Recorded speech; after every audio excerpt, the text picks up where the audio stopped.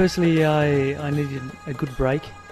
I was a tradie for over 20 years and I felt like it was a good chance just to have a rest from what I was doing, and also carrying a condition and an injury. It was time for me to have a rest and a change as well, and just to kind of rehash where I was in my life.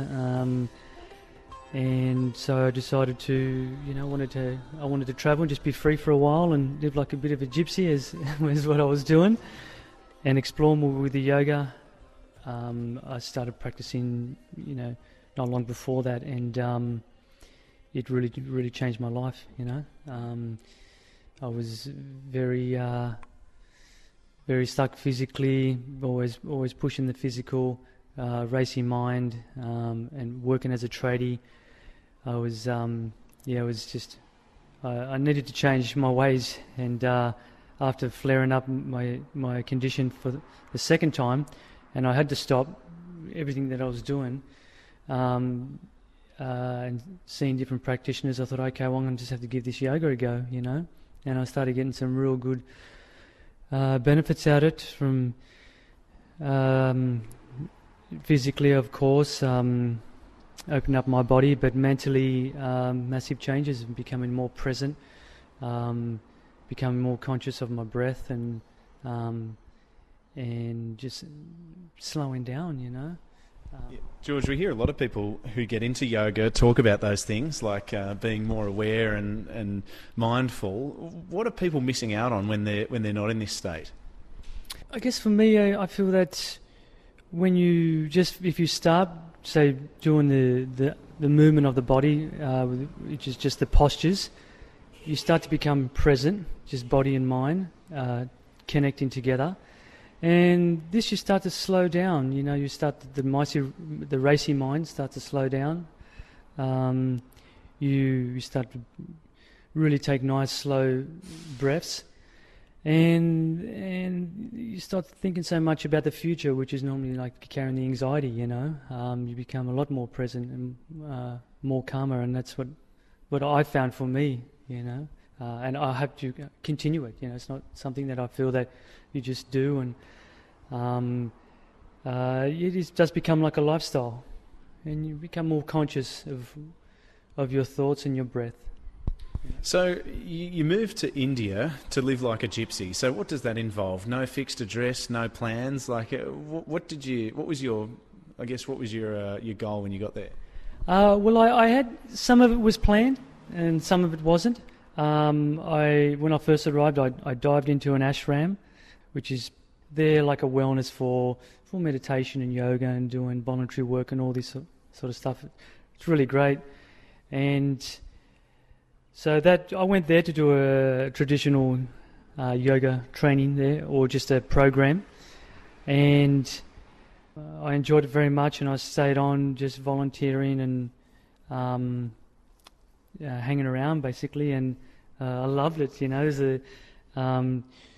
You meet so many wonderful people, hear so many wonderful journeys that they're doing, and there's a lot of inner work that you're doing on yourself at the same time. So it's quite.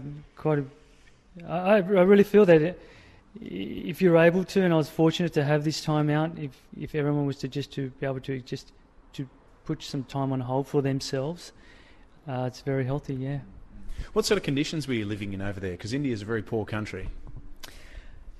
Some places, I was in hostels. Some were good, some not so good. When they're not so good, what sort of stuff is the problem? I guess it's just there's a lot of, it's highly populated and confined to spaces.